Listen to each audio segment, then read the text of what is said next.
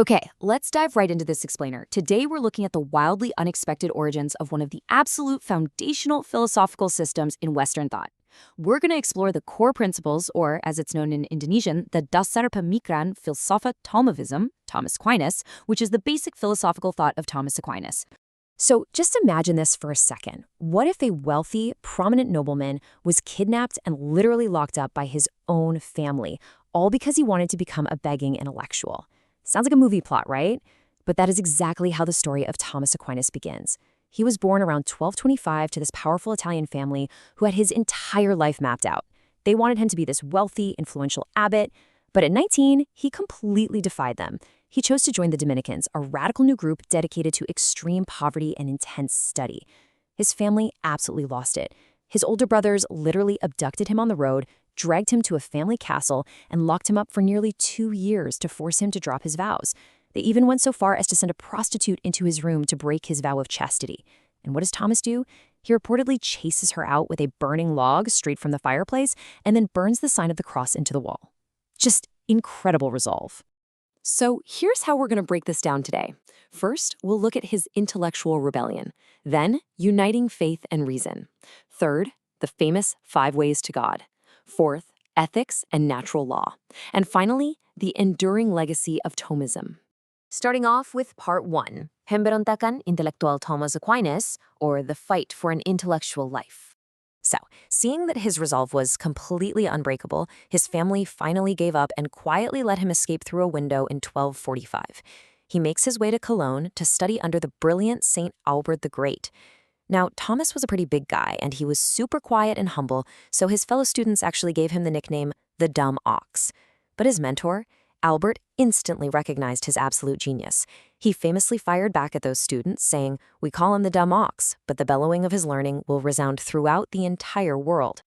Which brings us to Section 2, Menyatukan Iman dan Akal, the Grand Synthesis. You see, during his earlier studies, Thomas stumbled upon the works of the ancient Greek philosopher Aristotle. At the time, a lot of people in the medieval church saw Aristotle's pagan philosophy as a massive threat to Christian theology. But Thomas, he completely disagreed. He insisted that faith and reason are totally complementary. Faith deals with truths above human reason, things like divine revelation. Reason, on the other hand, deals with truths we discover through natural observation and logic. His core argument was that since both come from the exact same ultimate truth, they literally cannot contradict each other. It's like they're 2 wings taking us to the exact same destination. And what's really mind-blowing is the sheer, meticulous volume of masterpieces he pumped out based on this idea. Over 2 decades of teaching all across Europe, he basically built an entire philosophical system from scratch.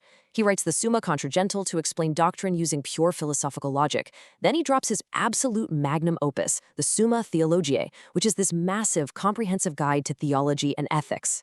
And at the exact same time, he's writing these huge commentaries adapting Aristotle for Western philosophy. It's just staggering. Moving on to Section 3, Lima Jalan Menuju Tuhan, the Quinqui VA, or the 5 ways.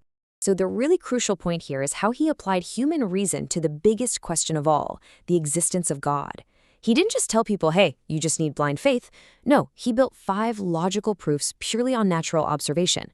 First step is motion. We see things moving, so there must be a first, unmoved mover to start it all. Second is causation. Every effect in nature has a cause, pointing back to an uncaused first cause. Third, contingency. There are things that exist that don't have to exist, so there must be something that must exist to create them in the first place. Fourth is degree. We constantly judge things as more or less perfect, right? That implies there's an ultimate standard of absolute perfection. And fifth, design. The intricate order of the universe strongly suggests a grand designer. He used strict, observable logic to reinforce belief, giving us a framework that philosophers are literally still debating today.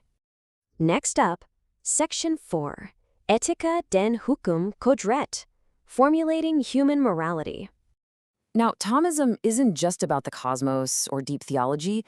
It also gives us a highly structured framework for how we actually act here on Earth. Thomas formulated the theory of natural law, or Hukum Kodrat.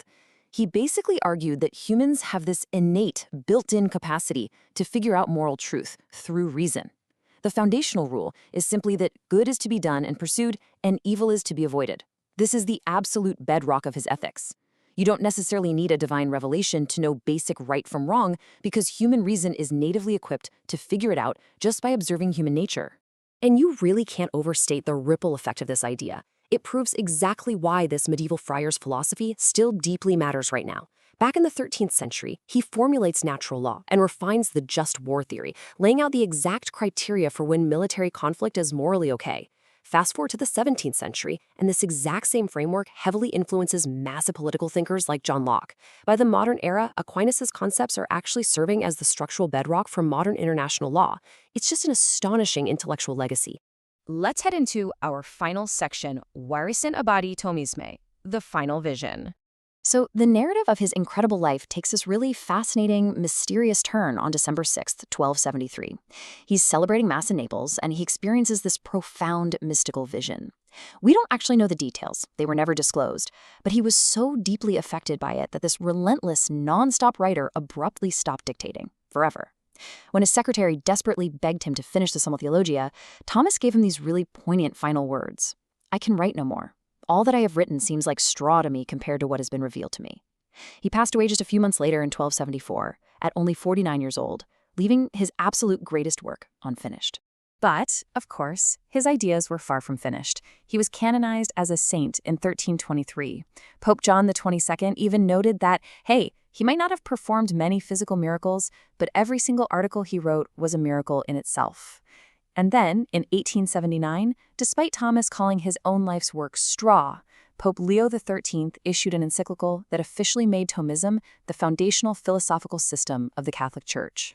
Which leaves us with a deeply compelling paradox to ponder as we wrap up this explainer.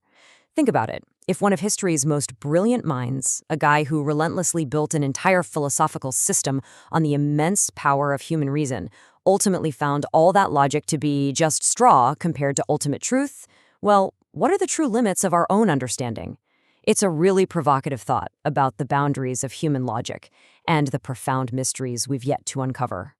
Thanks for diving into this explainer with me today. Keep questioning and keep seeking the truth.